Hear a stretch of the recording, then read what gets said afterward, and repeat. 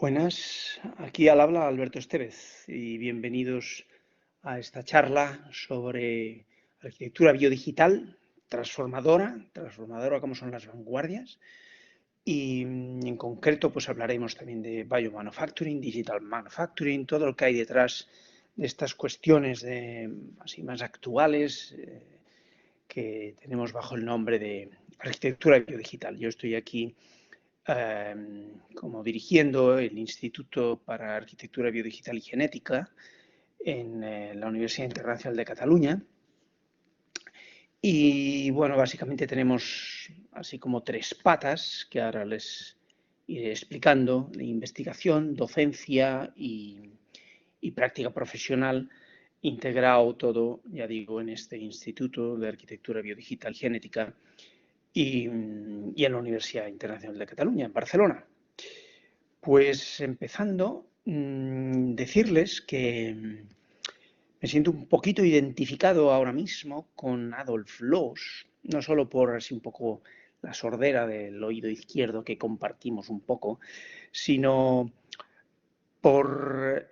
cómo se encontraba él hace 90 años, cuando cumplía 60 en 1930 en Viena, que acababa él justo las dos compilaciones de sus textos y en el prólogo a esa compilación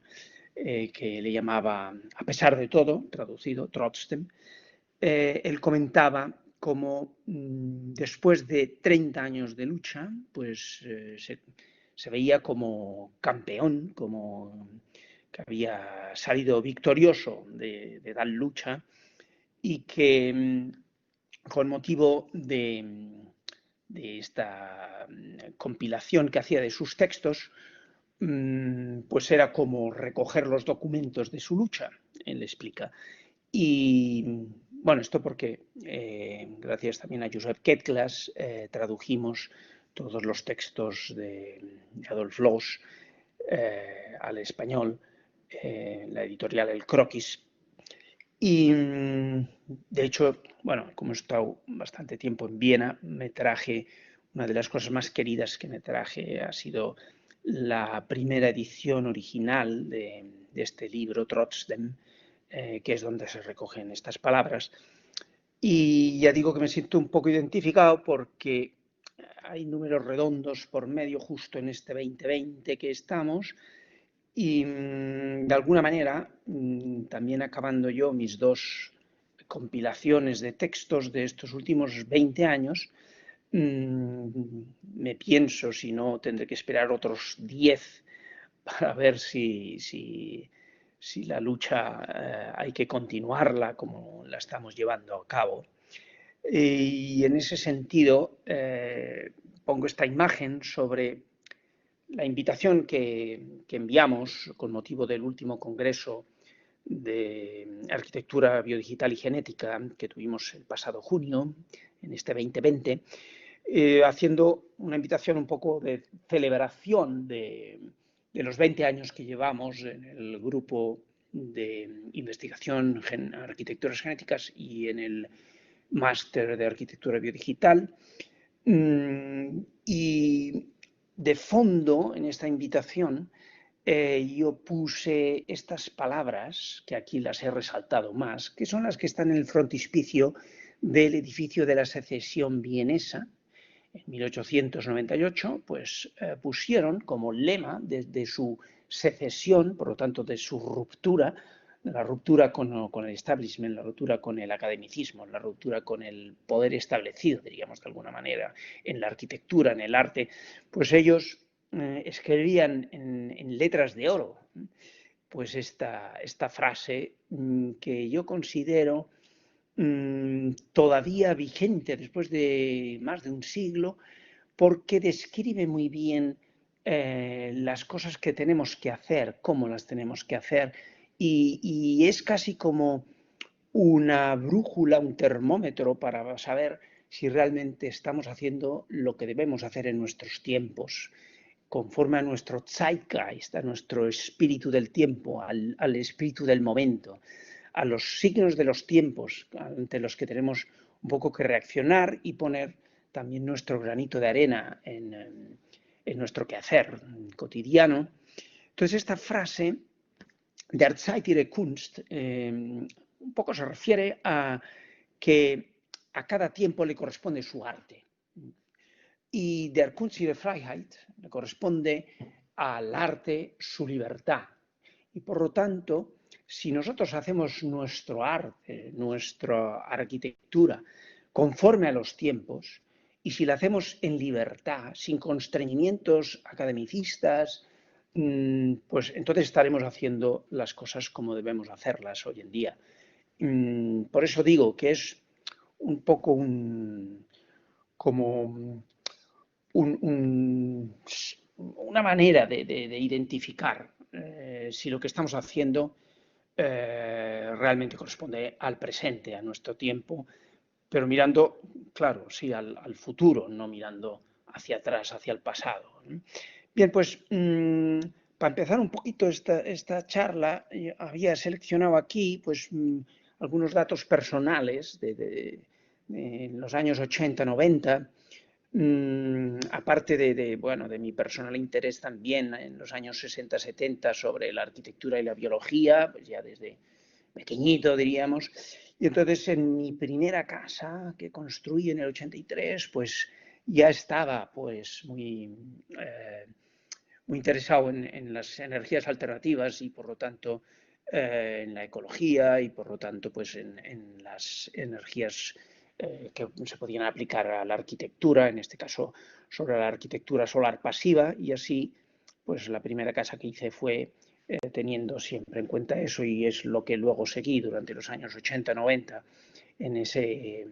entendimiento de las posibilidades que las energías alternativas nos ofrecen ya.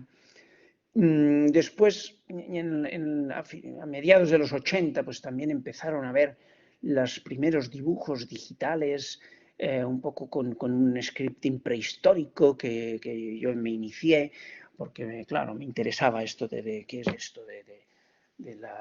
dibujo digital, de arquitectura, y entonces empecé a aprender esto del software Fortran 4, que era una cosa absurdamente,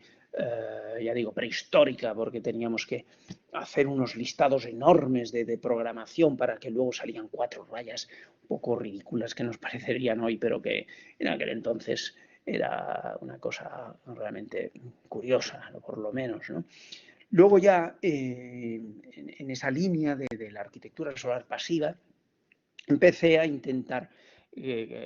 hacer pues, edificios con terrazas verdes, con cubiertas verdes, ajardinadas, y eso lo conseguí, pues mi primera casa así con cubiertas ajardinadas fue en el 93, 95,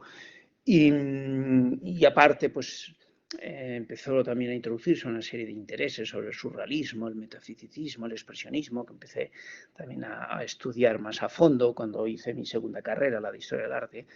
hasta que por fin, pues a finales de los 90, pues ya estalló ese entendimiento de que tenemos que relacionarlos con la naturaleza de una manera pues contemporánea, muy distinta, entonces a como se había hecho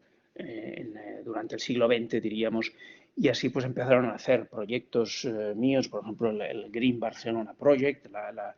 el cubrir todo Barcelona, todas las cubiertas de Barcelona de un enorme jardín que ahora veremos, y luego pues ya entré a fundar la Escuela de Arquitectura de la Universidad Internacional de Cataluña, y luego ya en el 2000 a fundar el máster de Arquitectura Biodigital y el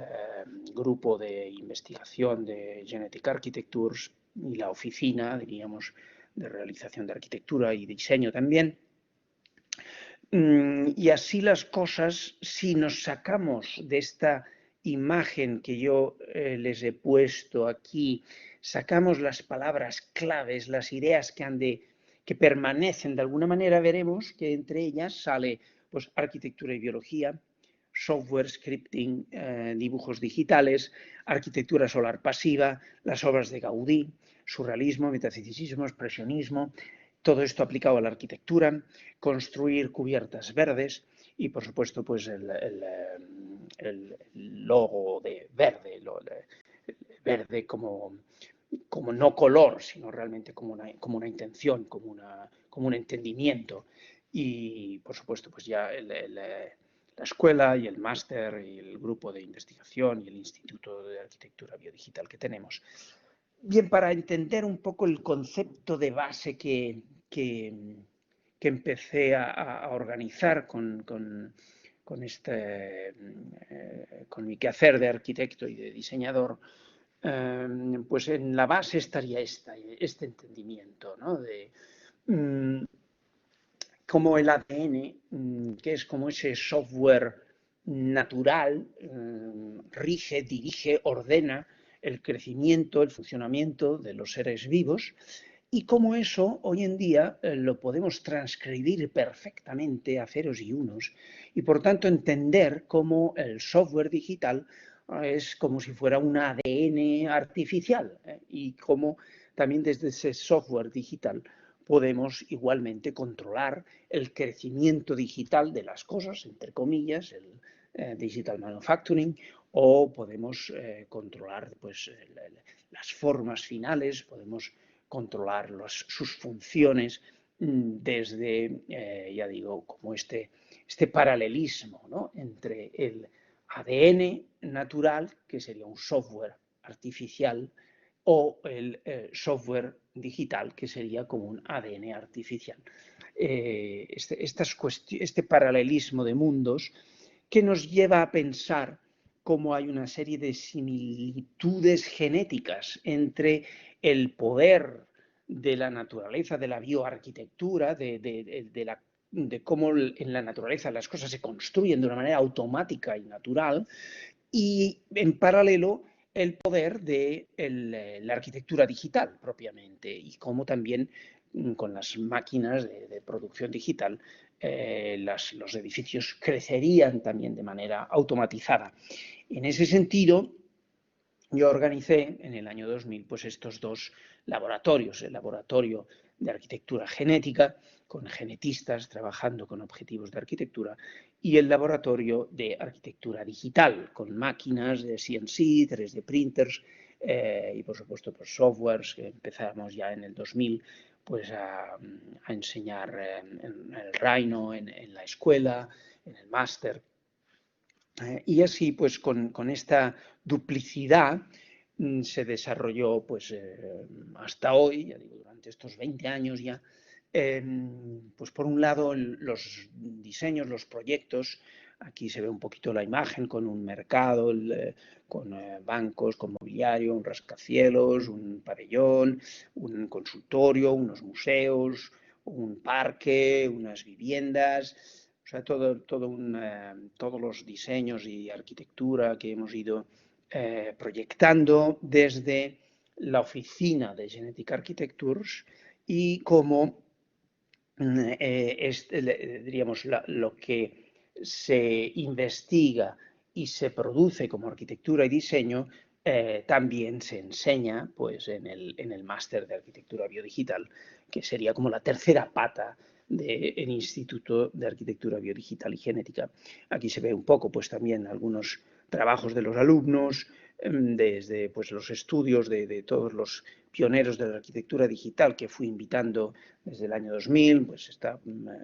François Roche, Bernard Cash, Evan Douglas, Carl Chu, Lars Puybrook, Ezio Blasetti, Denis Dollens, Matías del Campo y Sandra Manninger, etcétera, etcétera, que han ido pasando haciendo diversos workshops, estudios con nosotros en seminarios, etcétera. Entonces aquí como recogiendo la síntesis de lo que va todo esto, y que nos sirve también pues, para explicar lo que tratamos en el máster de arquitectura biodigital, pues estarían como estas dos facetas que estoy explicando, la biología, lo natural, lo digital, lo artificial, y cómo hoy en día estas cuestiones en el mundo digital se han desarrollado tanto que puede muy bien establecerse estos equivalentes, estos paralelismos entre la inteligencia artificial y la inteligencia natural, lo que se puede aprender de la inteligencia natural y cómo desde la inteligencia artificial también le sacamos rendimiento a el machine learning, que se dice por un lado, y el biolearning, que sería por el otro. El aprendizaje de la naturaleza y cómo las máquinas aprenden también ellas mismas y el partido que le podemos sacar de ello. Por lo tanto, la aplicación de técnicas biológicas y de técnicas digitales aplicadas a la arquitectura, aplicadas al diseño y ya de manera más específica la biomanufacturing, la digital manufacturing, como diríamos ya la producción desde con elementos vivos, con elementos de la naturaleza y como con elementos digitales mediante las máquinas de producción digital. Todo esto converge en Barcelona, que es donde estamos situados, y para nosotros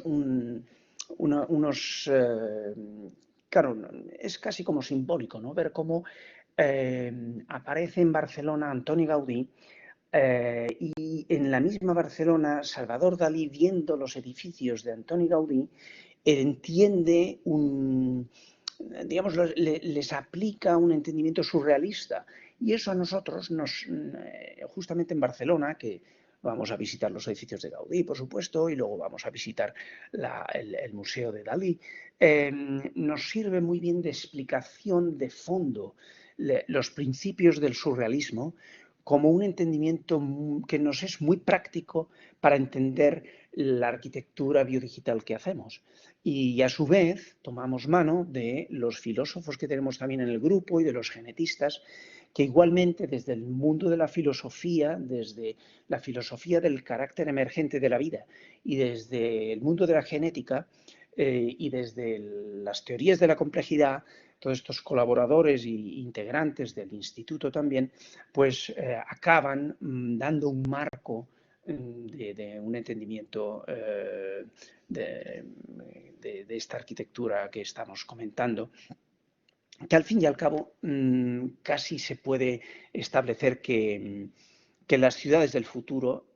serán así, serán 50% biológicas y 50% digitales, o podríamos decir que o no habrá ciudades. Porque todo esto, claro, otro de los puntos claves que hay que estar siempre en consideración con él sería la sostenibilidad. Bien, pues todo esto es un poquito el resumen, el globo de nuestro quehacer en el instituto, en el máster, y luego, pues producto de esto, pues aparecen pues, estas colecciones que tenemos de publicaciones que están disponibles pues, en bubok.es y hay pues toda una serie de libros que publicamos con los profesores del máster, por lo tanto, pues con capítulos de Bernard Katz, de Carl Chu, de François Roche, de Neil Leach, de Dennis Dollins, etc. Y alternados también con los trabajos de los alumnos que estos profesores van llevando. Luego tenemos la otra serie, que son estos congresos que cada 3 años organizamos. Este año hemos organizado ya el quinto de congresos trianuales. Y después van apareciendo también una serie de monografías, ya de monografías de autores concretos, para completar este triplete de series de publicaciones, aparte pues, de los eventos, de las exposiciones, de todas estas otras cosas, de jornadas, seminarios, etcétera, o participación en distintas exposiciones, congresos, que evidentemente pues, también vamos realizando.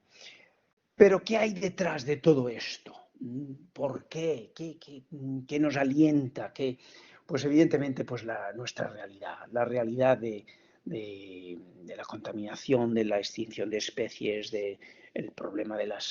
terrible de basuras, el problema de las migraciones, de la enorme pobreza que hay en tantos sitios, de la escasez de recursos enorme, de los deshielos, de cambios climáticos, que diríamos. Y entonces todo esto, cambios climáticos y cambios sociales, porque también últimamente, como vemos en todos los países, sea el continente que sea, la sociedad está muy convulsa y estamos constantemente viendo revoluciones y guerras que vuelven a iniciarse aquí y allá, porque efectivamente estas cuestiones se han de tratar de una manera global. La ecología no es solamente algo que hay que paliar la contaminación o arreglar el tema de las basuras. Es también un tema social y por eso le llamaríamos eh, que habría que atenderla como ecología integral, íntegramente tratar los problemas de sostenibilidad e íntegramente con ello tratar los problemas sociales, porque al fin y al cabo son inseparables y si no arreglamos una cosa no se arreglará la otra. Es imposible arreglar la ecología si no arreglamos los problemas sociales que existen hoy en día en el mundo entero. Y en cambio, pues vivimos en nuestra sociedad unas contradicciones a veces un poco absurdas, porque cuando se hizo esta convocatoria para viajar a Marte, pues en apenas 2 semanas 78.000 personas firmaron por un viaje de no retorno para irse en un viaje de 3 o 4 años para irse a un sitio en que ni hay oxígeno, que estás a 150 grados bajo cero, que se nubla durante 2 o 3 meses el sol porque hay unas tormentas de arena tremendas. Y sin embargo, pues claro, ¿qué es realmente lo que necesita nuestro planeta? Pues arreglar lo que tenemos aquí a la vuelta de la esquina y no tanto irnos a un sitio que está mucho peor, porque al fin y al cabo, si arreglas los desiertos de la Tierra, con un presupuesto muchísimo más barato y sin problemas ni de falta de oxígeno, ni de problemas, diríamos, de frío, etcétera, pues resolverías con el mismo presupuesto a lo mejor la vida de miles de personas en vez de los 7 u 8 que sean enviados. Y en ese sentido, nosotros hicimos un pequeño diseño poquito casi manifiesto, porque con el mismo sistema que se harían los edificios en Marte, los hacíamos aquí en el desierto de una manera muchísimo más, evidentemente, pues barata, sin riesgo de vida, más rápido y más saludable incluso. Hicimos pues estos proyectos de viviendas con geotermia, con una serie de condiciones también de aclimatación así solar pasiva, etcétera. Porque si no, pues podemos encontrarnos como Blade Runner 2, la película que pinta la Tierra de esta manera bastante apocalíptica en el 2049, que ya vuelve a estar un poco a la vuelta de la esquina, cuando nuestra realidad es esta. Una realidad que además está en todos los continentes, en América, en Asia, en Europa. Estamos en Barcelona, en la ciudad más densa de Europa, y ante esto, pues es lo que hemos de cada uno en su parcela, pero nosotros como arquitectos, diseñadores, ingenieros, pues desde la nuestra ver qué vamos a proponer, en qué planteamos, dónde planteamos la lucha. En nuestro caso, pues se trataba de ver que es la vida, es la naturaleza la que justamente tiene la solución. Y los problemas que tenemos en el mundo, pues se resuelven con vida, de la manera más eficiente, de la manera más sostenible, justamente aplicando elementos vivos a los problemas que son planetarios ya. Claro que para eso necesitamos cambiar mucho el chip del entendimiento de qué es el paisaje, de qué es la naturaleza, de qué son las ciudades. Y para cambiar ese chip, pues hay que mantenerse un poquito pues abierto y viendo más adelante, más hacia adelante, viendo, no quedándonos pues con lo cómodo, confortable que es el conocimiento que ya tenemos de la arquitectura, porque al fin y al cabo nuestras ciudades hasta hoy se parecen mucho más a esta especie de colección de cajas que hay en los puertos y en cambio, si a uno le preguntan, evidentemente que uno diría, hombre, yo prefiero vivir en esta imagen de la derecha, en el bosque rodeado de la naturaleza, que no en este abarrotamiento de cajas inhumanas. Y sin embargo, nuestras ciudades se parecen más a esa imagen de cajas que no a la imagen de un bosque, diríamos. Y además, cuando esto que hablaba, ¿no? La inteligencia de naturaleza, el aprendizaje de naturaleza, contrapuesto o en paralelo a la inteligencia artificial y el aprendizaje de las máquinas, diríamos, el machine learning. Fíjense que el árbol nos va a ofrecer una mayor inteligencia de funcionamiento, de sostenibilidad, de vida, que no esa caja tonta que tenemos aquí a la izquierda como ejemplo. Bien, pues desde ese punto pues empezamos a establecer paralelismos, ver cómo en el siglo XX las cosas se hacían de una manera, en el siglo XXI ya se pueden hacer de otra. Y en concreto, pues una de las investigaciones que estamos en ello y que nos gustaría realmente que fuera mucho más rápido de lo que está pasando es el poder controlar el crecimiento de las células vivas. En ese sentido, se hacen aquí unos paralelismos entre pues, esa pieza paradigmática de la arquitectura moderna del siglo XX, como es el pabellón que tenemos aquí en Barcelona, que también lo vamos a ver cuando estamos por aquí en el máster, pero qué contrapuesto se podría pensar un pabellón que creciera en sus células vivas de una manera más natural, sostenible y automática. Y ahí es donde empezó pues, el manifiesto que expuse de Let Houses Grow y con vida, diríamos, con estas contraposiciones entre lo que la industria del siglo XX, las posibilidades del siglo XX y las posibilidades del siglo XXI, en este caso un proyecto de una casa de esporopolenina, que es el material de los granos de polen, que es un material muy durable y por lo tanto genial para un arquitecto cuya la durabilidad de sus materiales pues es un problema a aplicar en la arquitectura. Y después pues teníamos estas otras comparativas con los edificios así más paradigmáticos de Mies, pues un rascacielos del siglo XX, pues cómo en el siglo XXI aplicaríamos no solo el diseño digital y la fabricación digital, sino también en este caso sería un crecimiento para estos rascacielos de esponjas marinas como celosías protectoras del sol en determinados lugares de estas viviendas. Igualmente,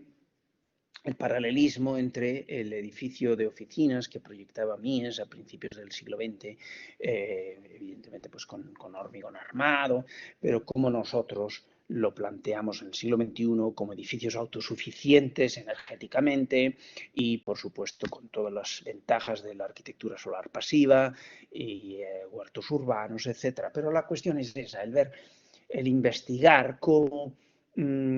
no solo cómo las casas que puedan crecer de una manera natural, sino también las ciudades enteras e incluso los paisajes enteros, con esa idea del biomanufacturing en el futuro, que sea una producción natural la que haga crecer los elementos que necesita el ser humano para acoger, para ser hábitat, e incluso pensando hasta en dejar que los planetas crezcan, o sea, que en vez de irse a Marte, pues dejar crecer un planeta aquí al lado de naturaleza, de célula viva, que nos beneficie, que nos ayude a nuestros problemas pues, de salud, de alimento, de hábitat, etcétera. Entonces, para ello, nosotros empezamos desde el Laboratorio de Arquitectura Genética con nuestros genetistas a hacer una serie de investigaciones de genética que sería bueno, englobado en lo que llamaba yo el Genetic Barcelona Project, para ver cómo una de estas necesidades del ser humano básicas, que son las que propias del arquitecto, el iluminar las ciudades, iluminar las casas, iluminar las viviendas, pues empezamos a investigarlo en torno a cómo manejar el tema de la bioluminiscencia. La naturaleza nos enseña que hay muchísimos seres vivos que tienen de manera natural iluminación y hay desde algas, hongos, insectos, gusanos, tiburones, anémonas, hay todo tipo de seres con luz propia y que están allí para que aprendamos a ver cómo nosotros podemos sacarle rendimiento de una manera más sostenible en nuestra vida. Entonces, en ese sentido empezamos. La primera cuestión fue aplicar el gen de la Green Fluorescent Protein, que originalmente pues, tiene esta medusa, Cuero Victoria,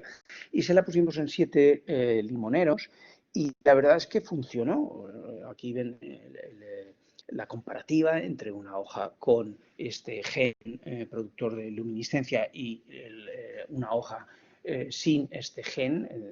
de un limonero no tratado y de un limonero tratado, que efectivamente hay una diferencia. La cuestión es que no acabamos todavía de llegar a una suficiente cantidad de luz como para hacerla aplicable a las ciudades o a nuestras casas y seguimos con la investigación en una segunda fase que fue en este caso con bacterias, hacer una serie de biolamps, de lámparas de luz viva con las cuales iluminamos pues, ya en el 2008 una casa entera y aquello pues funcionaba, o sea, realmente era eficiente la luz, no hacía falta encender las luces eléctricas por la noche, podías perfectamente vivir con esta luz viva. El problema era que para que fuera durable pues había que complicar un poquito el dispositivo y eso, claro, estamos en la búsqueda de esa puerta secreta que debe haber en la naturaleza para que las cosas sean mucho más fáciles y naturales que no tener que aplicar mecanismos artificiales para nuestros deseos, ¿no? Entonces, si por un lado la durabilidad del limonero era fantástica, porque todavía viven y tienen ya como 15 años o así, la eficiencia de esta otra luminosidad, pues era la otra cara, ¿no? Y con esto, pues lo que hicimos fue empezar una tercera fase aplicando los genes de las bacterias a plantas ornamentales, bastantes plantas ornamentales, aquello no acababa de funcionar y ahora pues todavía estamos en una cuarta fase, que es un poquito secreta, para ver si la eficiencia de otros seres vivos pues nos puede servir mejor para este fin. Por otro lado, aquí pues empezamos a trabajar con bioprinters, o sea, con impresoras ya no solo digitales, que empezamos en el año 2000, sino ya desde el año pasado empezamos a trabajar con impresoras de células vivas. En este caso fue mediante, aquí en la imagen, pues hay un poco un juego de fractales que empezamos a desarrollar digitalmente para luego ver cómo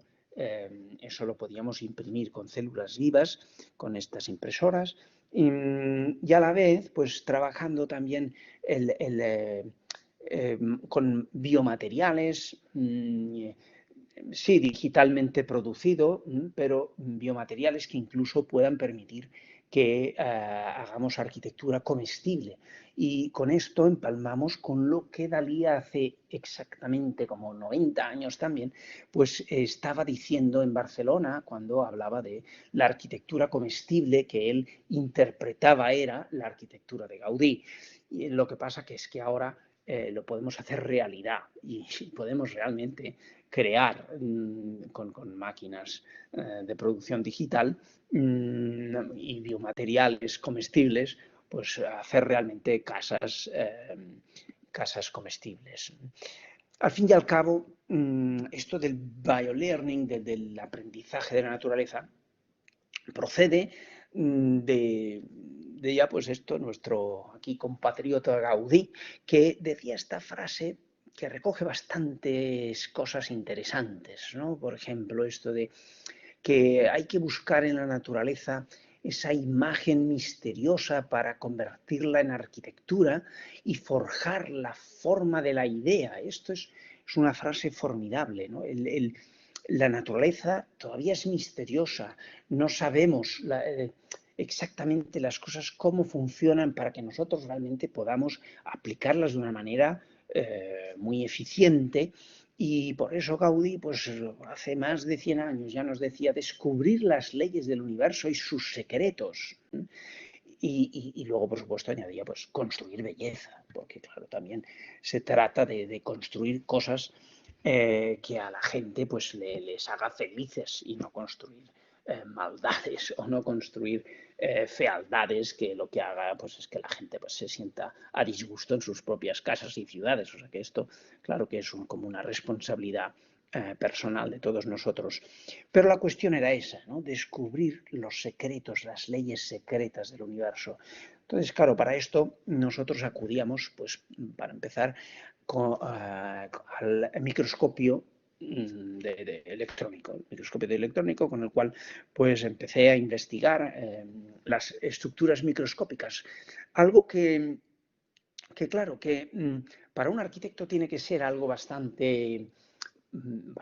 significativo, bastante relevante, porque es el momento en el que las células, en su crecimiento amorfo y desordenado, de pronto entienden, impulsadas evidentemente por las leyes genéticas, que se tienen que organizar como estructura. Y por lo tanto, el poder acceder a cómo es esa primerísima genética de la primerísima estructura, la estructura primigenia, la estructura originaria de cómo las células en su primerísimo nivel microscópico se organizan, pues eso para un arquitecto tiene que ser muy relevante, porque es la manera más eficiente en que las células se encuentran en su ahorro en torno a la sostenibilidad, su ahorro de energía y de material, como diríamos el laboratorio de la naturaleza ha filtrado a base de millones de años de experimentos que eso es justamente ese tipo de crecimiento y ese tipo de estructuras el que funcionan con mayor eficiencia y que nosotros todavía estamos lejos porque nuestra tradición arquitectónica todavía es como del siglo pasado, pero se trata de esto, de estar en una vanguardia transformadora de la sociedad, de la arquitectura, del diseño, y para eso se convoca pues estos congresos para ver siempre por dónde andan las últimas cuestiones e investigaciones. Entonces nosotros desde estas estructuras empezamos a aplicarlas digitalmente, a fabricar pues, elementos de escala real, aplicando evidentemente la tecnología de nuestro laboratorio de arquitectura digital para fabricar piezas enteras, no trozos, no moldes, sino realmente que de ahí salga a gran escala ya las piezas directamente para poder ser instaladas en la arquitectura. En este caso fue un consultorio que, bueno, ya hace años, con las piezas fabricadas digitalmente. Y después pues, han seguido pues, numerosísimos proyectos en concursos. Este fue un concurso ya también de hace años, en el que aquí he seleccionado un poquito algunos de los proyectos en torno a las distintas estrategias de aprendizaje de la naturaleza y de aplicación digital. En este caso, pues aquí arriba a la izquierda en la imagen ven pues también estas fotos de microscopio electrónico que voy haciendo, en este caso de una superficie de una hoja, y cómo ya esta estructura tan básica, vean aquí en la imagen microscópica de 3000 aumentos, ya produce estos paraboloides, estos hiperboloides, y cómo en este caso, que era para un kindergarten el concurso, que está junto a Montserrat, esta montaña tan especial también de paraboloides que hay cerca de Barcelona, pues, y además que es una zona vinícola, pues le puse pues esta gran pérgola de parras, de uvas, para integrarlo, diríamos, en la industria vinícola que hay en la zona, pero a la vez para entrar en una fabricación digital, por un lado, pero en consonancia con esta visión de cómo fundir lo natural con lo artificial, cómo fundir la biología con la computación. Y así, pues ahora les paso algunos ejemplos. Este sería un mercado que en este caso trabajábamos digitalmente la pixelización y el meshing, y así pues un poco aprendiendo de cómo las estructuras en voladizo de la naturaleza aparecen, pues aplicándolas por un lado digitalmente y después también esta contextualización, porque es un mercado que tenía que ir a Casablanca, también de un concurso, y como tomando pues, los juegos de los mosaicos de las alfombras marroquíes, fundiéndola un poco con el entendimiento de una de estas obras de Paul Klee, abstracta, y hicimos una pixelización digital para crear un pavimento cromático, pero claro que por su condición digital pues estaba perfectamente controlada, los colores, los lugares, etcétera, ¿no? Otro sistema también digital aplicado en este caso a un concurso de un parque en Cornellá, pues el tema este de los atractos, de los campos de fuerza, en que también pues se hacen fluidos las circulaciones, los parkings, el tipo de vegetación, cuando es de flora o cuando es césped o cuando es zonas de parque infantil, etcétera, aplicando pues estas posibilidades que las técnicas digitales nos ofrecen.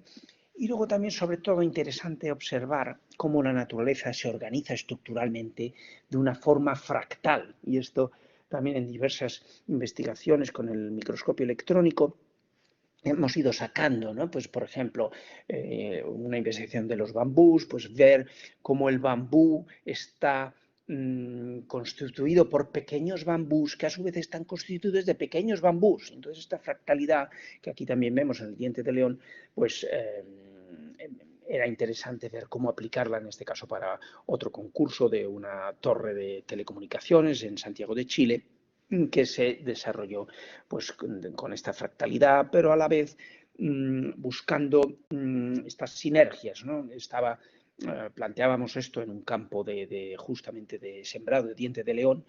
para que un poco jugara de una manera poética o metafórica, porque al fin y al cabo también el diente de león es una planta medicinal que se usa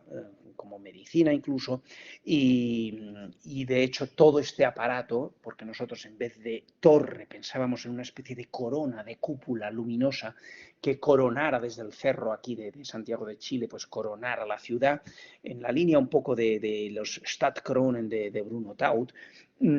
pero que a su vez fuera una máquina de purificación del aire, de manera que desde los pequeños tubitos de toda la superficie más exterior, mediante ventiladores, evidentemente autosuficiente con energía eléctrica, con estos captadores esféricos, pues iría chupando el aire contaminado y mediante el paso filtrado por estos tubos acabaría saliendo en el centro, que es la zona de descanso y de mirador y todo esto, pues saldría este aire más limpio. Y también otra de estos proyectos, en este caso, siguiendo esta ley estructural del Voronoi. Perdonen, pero esto es como un directo casi. Y en este caso otro concurso en Innsbruck, en Austria, para unas viviendas que las planteamos con energía solar pasiva, las planteamos con la autosuficiencia de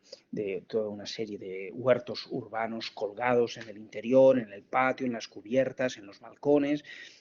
para que de alguna manera pues también hubiera cierto aporte a la sostenibilidad de todo el bloque, y planteado todo él con esta fractalidad de 3 niveles, de una estructura fractal que a su vez se desarrolla con carpinterías fractales de un segundo nivel y que a su vez aparecen pavimentaciones diríamos, y divisiones menores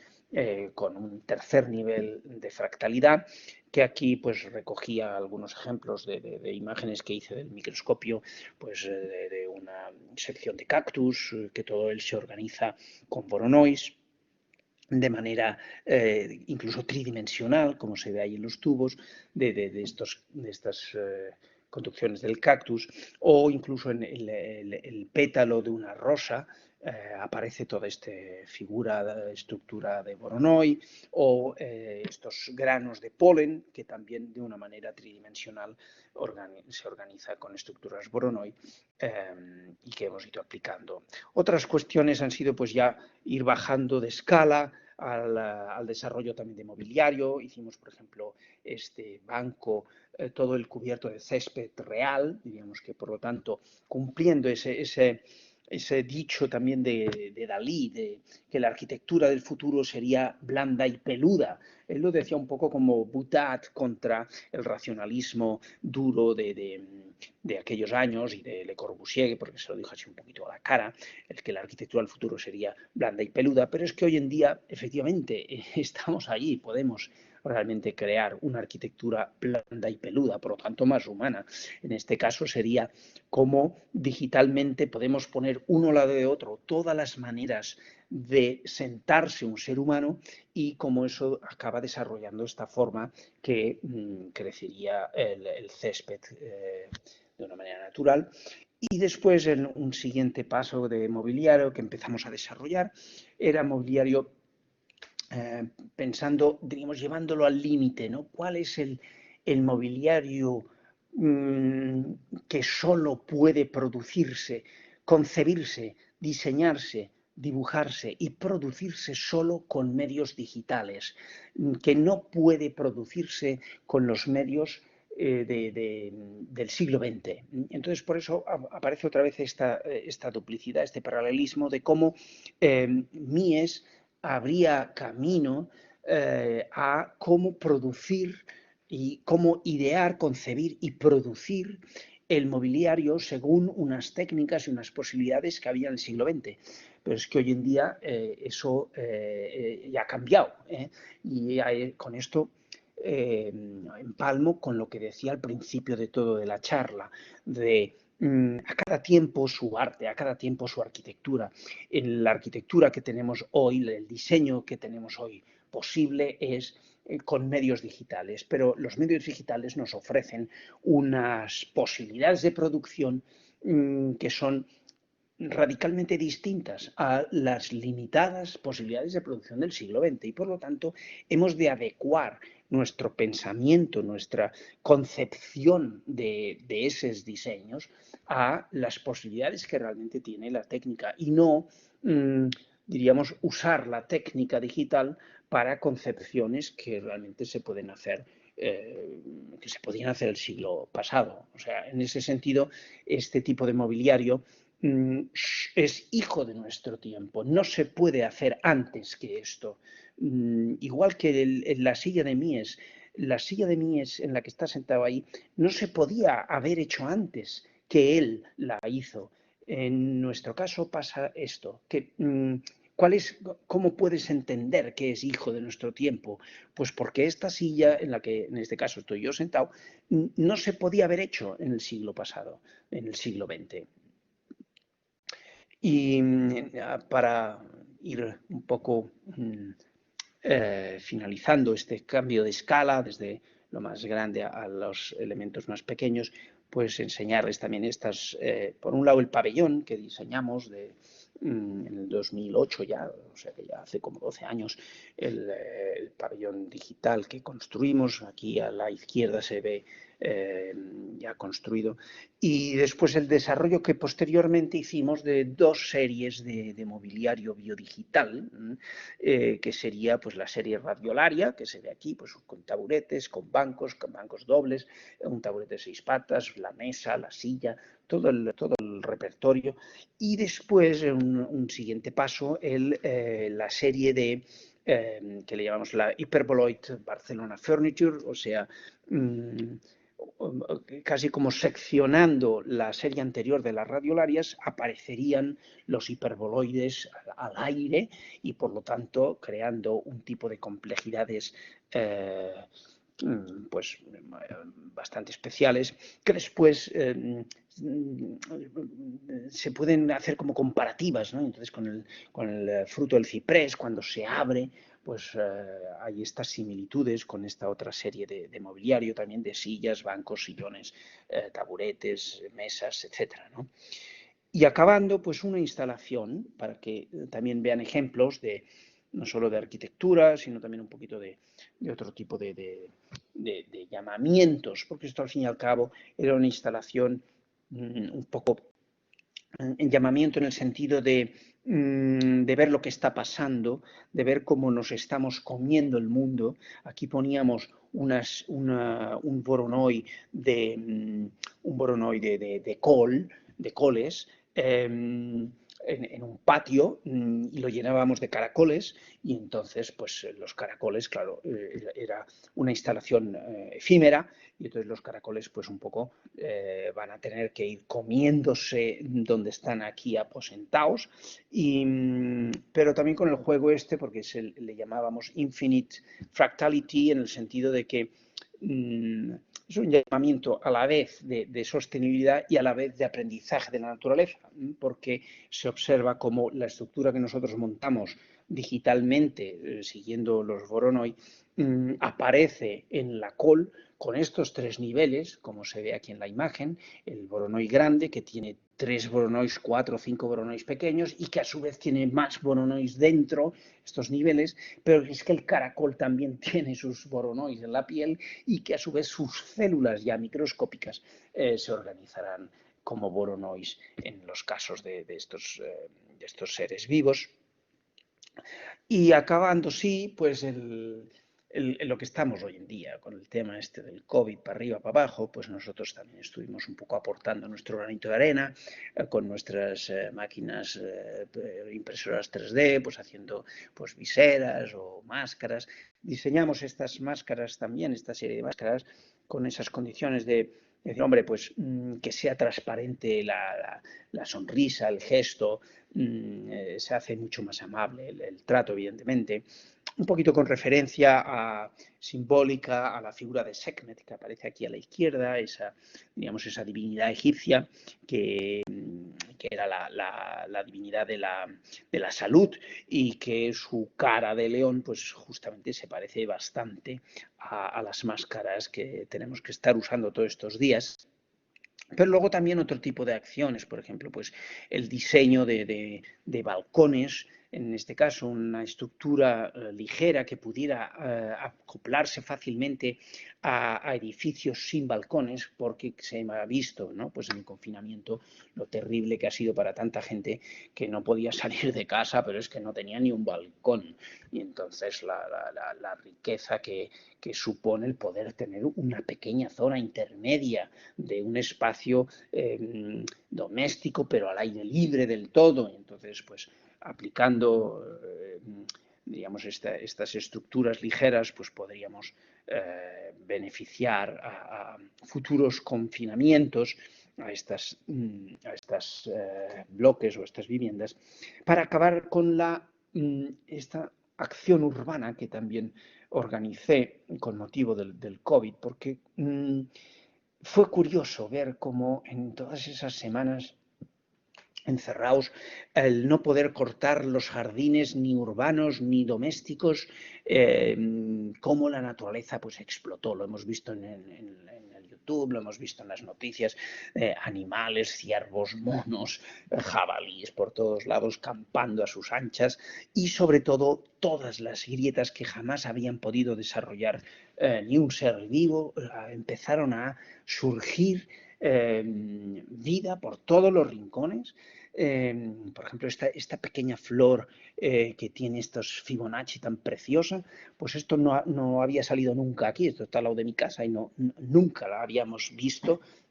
esta flor aquí al lado, y solo gracias al confinamiento del COVID ha sido posible dejarla crecer. Y en ese sentido, pues empecé a hacer esta acción de colocar rótulos de dejar que la vida crezca y prohibir el cortar el césped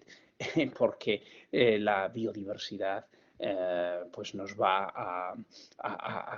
realmente a rodear si la dejamos, si dejamos pues, que la naturaleza crezca. Con otra acción a cabo una acción que le llamaba pues el Wake Up Nature, que fue en este tipo de árbol, que es el ademuz, que hay bastantes en Barcelona, tienen una corteza que aparecen como unas formas que las llenamos de ojitos, incluso también hice una acción urbana con los alumnos y salieron también a pintar ojitos en estos árboles, como para hacer una llamada de decir, bueno, pues la naturaleza nos está observando o hemos de despertar a la naturaleza, nosotros a ella y ella a nosotros. Y por eso, pues, todos estos ojitos que significaran algo de llamada de atención, diríamos. Así que, pues nada, muchas gracias. Espero que les haya sido un poquito de provecho, de interés, lo que hemos podido contar. Y aquí estamos para lo que haga falta. Muchas gracias y hasta pronto.